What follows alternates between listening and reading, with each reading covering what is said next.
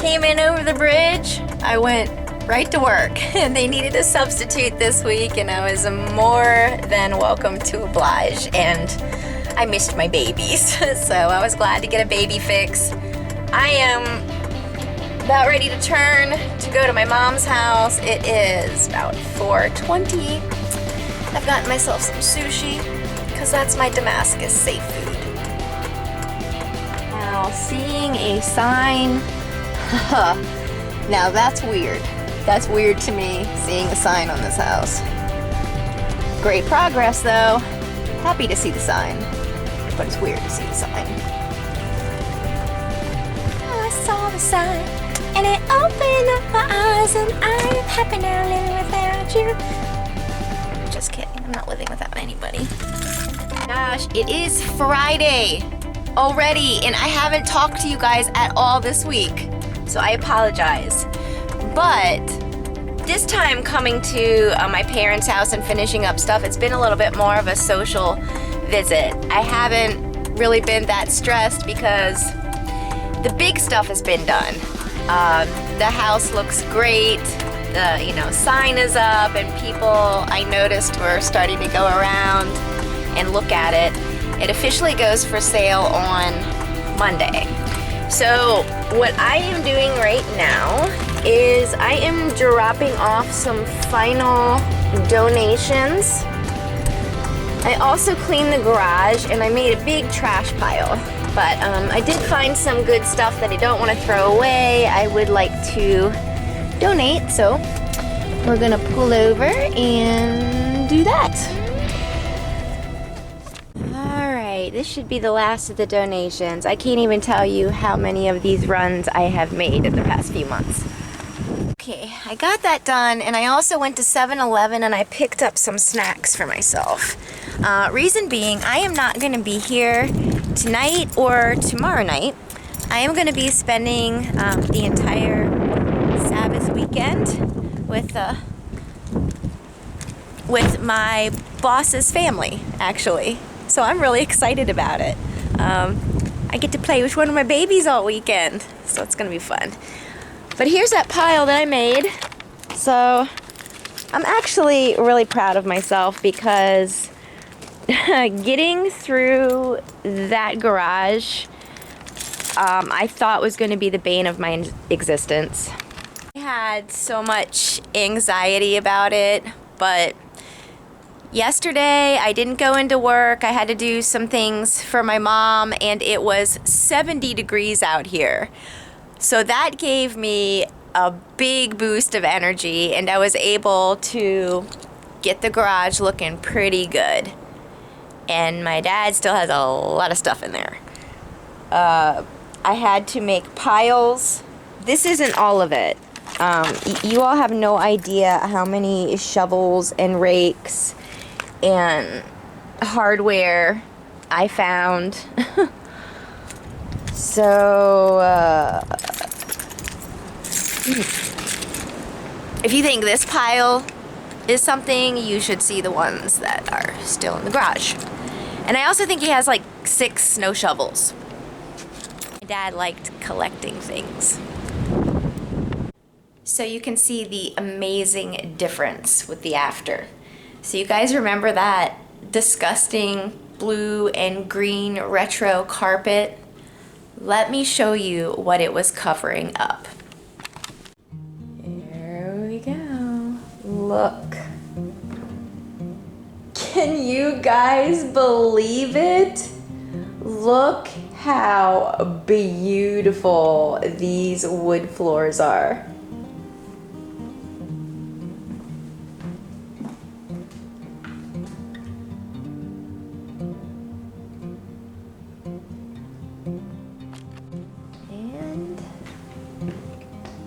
Parents' old bedroom. It just looks amazing.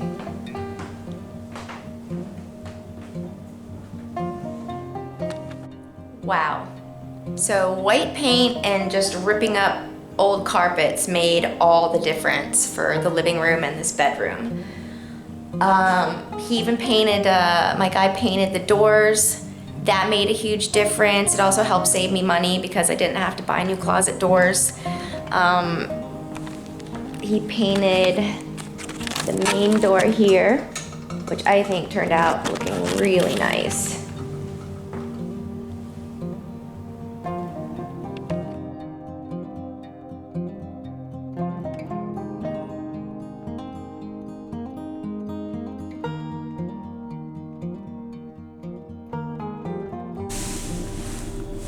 Hello, my camera is back on. Guys, I have had the most amazing weekend.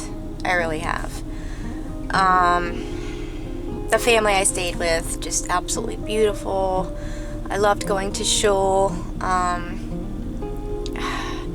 This place has my heart, and it's really too bad for me that I cannot take this entire community with me back to Chrisfield because I'm really gonna miss them, and I've loved working at the school, and I really do want to come back as much as possible when I can to help them out, but it's been beautiful.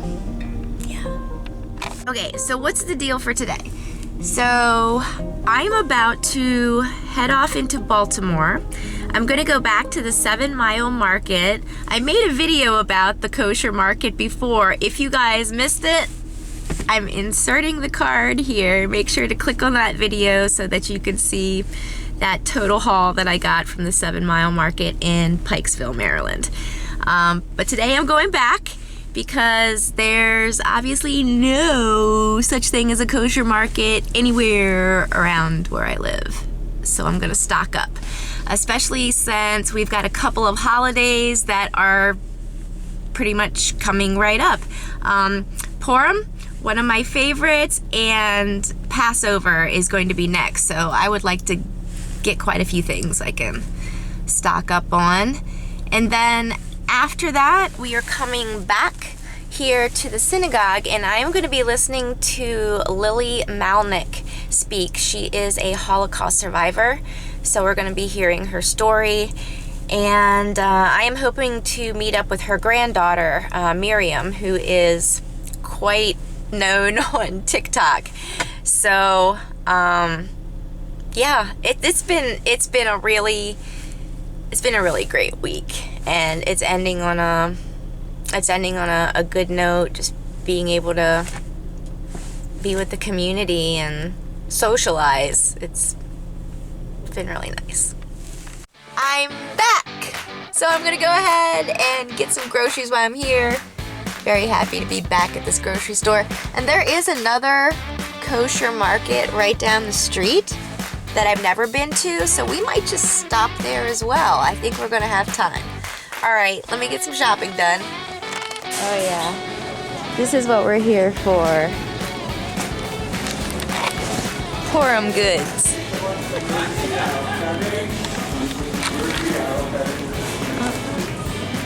Oh, Hamantashen. Found my lunch for today. Here we go.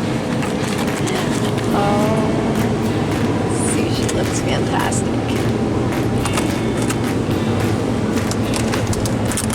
Bowls. Here we go. I found my favorite. California rolls. Wow. Ooh, spicy ones too. Can actually get some decent frozen gefilte fish, and I don't have to do it out of the jar this year. So let me pick a good one.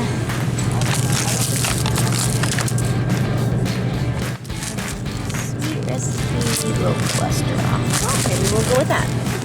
Found some food saver containers, a cheese container, and look, wash your raspberries, keep them in here, and then they won't go all moldy immediately.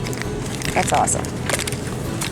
Okay, so right now I'm in the meat section, and I'm getting things that I can freeze. Cold cuts. I'm actually picking up some things from my grandmother too. She likes her pastrami.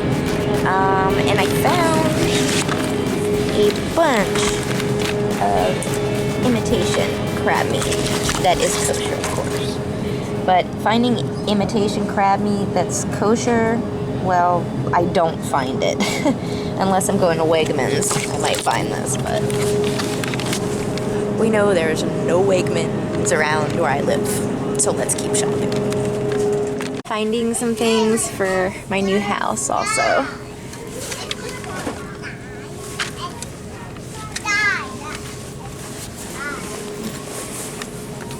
Hello. I'm going a little crazy in here. I've gotten so much stuff. Things that I use all the time because the prices are just amazing. Big thing of pans, plastic silverware, candy. I went nuts in the candy aisle because I am that kid in a candy store.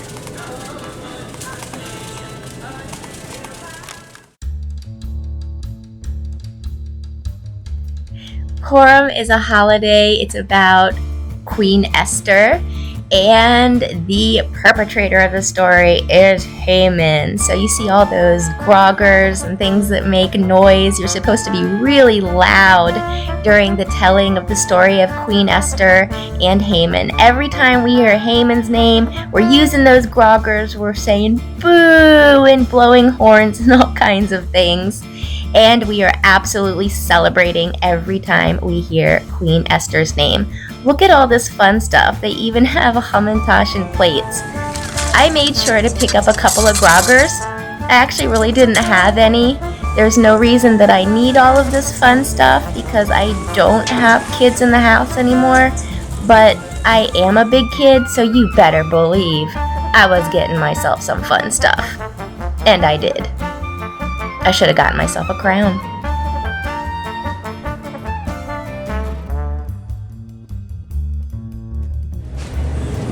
Well, that's a sign you don't see every day.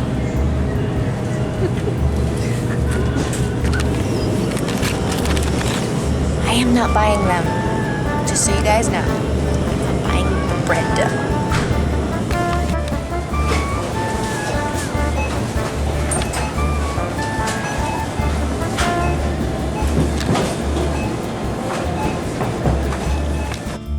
So, I was gonna go to the other market. I also have stuff in the back. But I spent too much money in this market. So, the next time I come to this area, I'm gonna have to try out the other kosher market and see how that is. Guys, I couldn't help it. It's just so pretty and purple, which is my favorite color. So, why not? Let's just go in. We've already busted the wallet, so whatever. Como un refrigerio.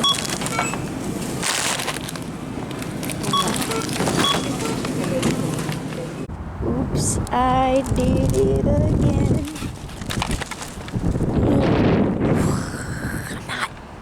I'm done shopping. Done. Okay, so now we are headed back to shul, and in about an hour and a half, I'm going to be listening to a Holocaust survivor. Her name is Lily Malnick, and I think I have her last name correct, but she's got quite a story. The last time I listened to a Holocaust survivor, I was at the University of Judaism. It's not called that anymore. I think they changed it to American Jewish University, but I'm going to have to check. Anyways, I know I'm in for an emotional experience, but listening to these stories are really important. So I'm looking forward to it. So I guess I need to punch some numbers into my GPS and figure out where I'm going, but meet you guys back there. For events like this, you better believe that there is police escort. In fact, I see police escort at synagogues a lot, especially during high holidays. There's an awful lot of nuts.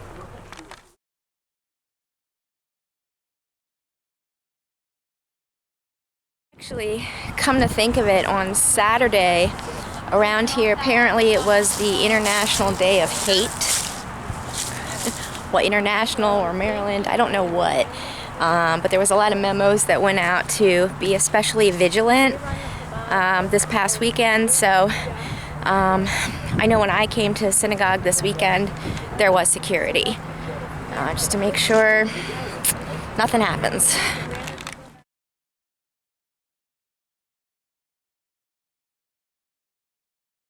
So they had some lunch downstairs, so I went and ate. Everybody's getting ready to start. Everybody's sitting down, but I don't really know too many people here at this crowd, and I kind of feel overwhelmed. So I'm in the back standing. To me, this is like going into the school lunchroom, and it's, I don't know, it kind of causes like a little bit of dissociation. So I'm going to be back here until things kind of quiet down, and I don't think I'm going to take a seat. I think I'd like to be close to the bathroom. So that's everybody should recognize that lady right there. There she is. So I know on TikTok people were giving Miriam some slack about that $7,000 wig that she bought. I gotta tell you though, it's awesome. Like it's awesome. She's got nice hair. Thank you all for being here, and just a plug-in. Nehemiah really gave it his best, and if you like this building, if you like Chabad in Oak City, Nate at City Stables, he's a great commercial and residential construction, and we really appreciate everything he's done for Chabad in our county. I'd like to say a couple thank yous, because any event like this cannot happen by myself alone. Person event to a couple million. Mary Bazagli has a strong following on TikTok, and she is spreading the message of the Holocaust to her followers today. And so we're very thankful for her. Today, and thank you, Rabbi Yankee Barron, for making all of this possible. My name is Mary Bazagli, and I started off making a TikTok channel sharing my love for baby sharing. And it slowly grew in. I didn't want to identify myself as a Jewish person because I was very scared of how that would look being on the internet, and people could so easily be anti-Semitic.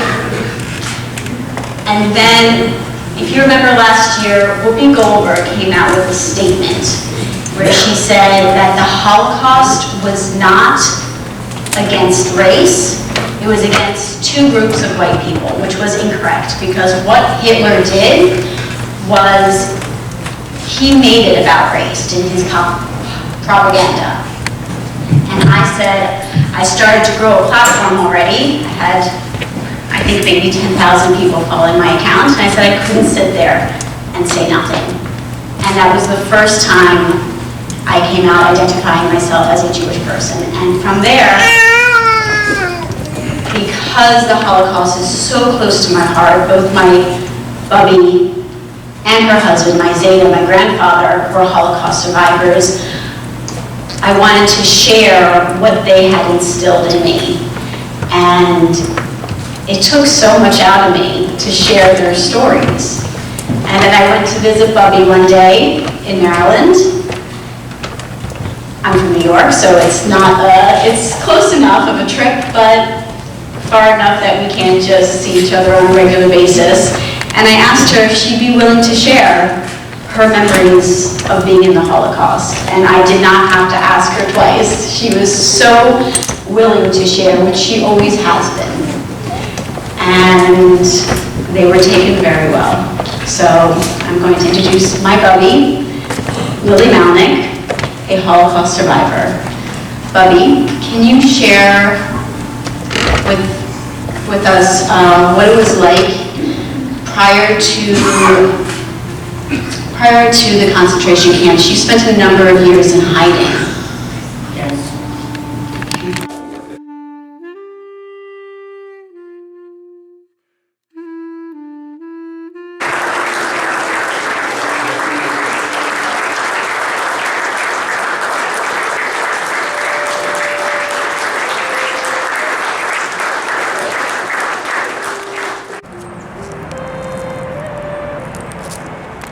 Okay, I'm walking back to my car.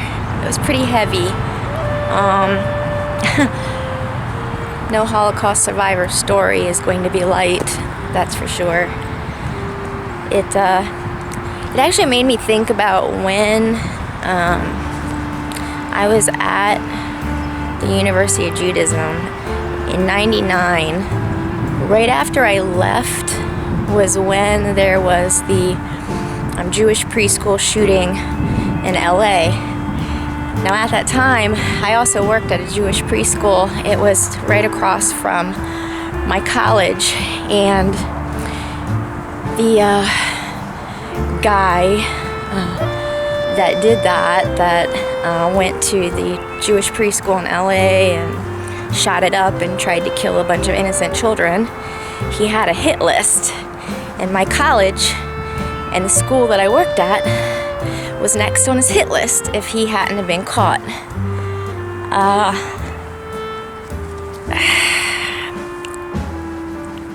Like I said, I had just gone, but to be in such close proximity to that amount of hate is very scary.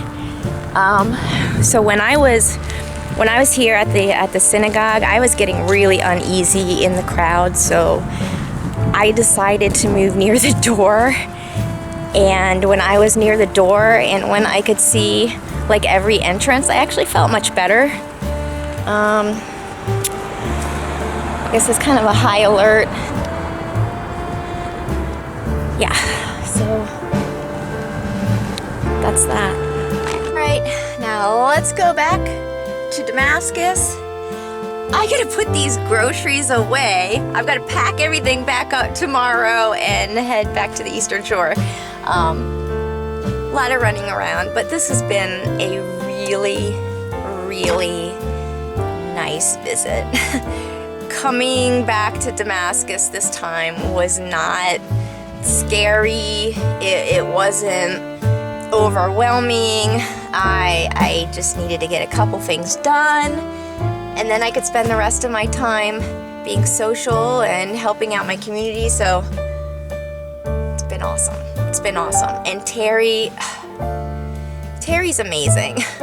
Terry has been taking care of my mom just so beautifully, like my mom is his mom. And I can't tell you what that means to me, because she's a special lady. So, all right, let's get on the road. I'm back on the road again. I dropped off all of the groceries, put the stuff away that I needed to keep cold and frozen, and I'm now on my way to my Mima's house. I bought her some special things from the kosher market that I know she loves. And she's gonna go crazy over her pastrami. So I'm gonna visit her before I leave, and if I'm lucky, she might be able to give us a World War II story. My grandmother's brother was sent to Auschwitz. Yeah. So today has like been, I don't know, like a Holocaust, day of remembering. So we'll see if she can tell us anything about her life before she came to America.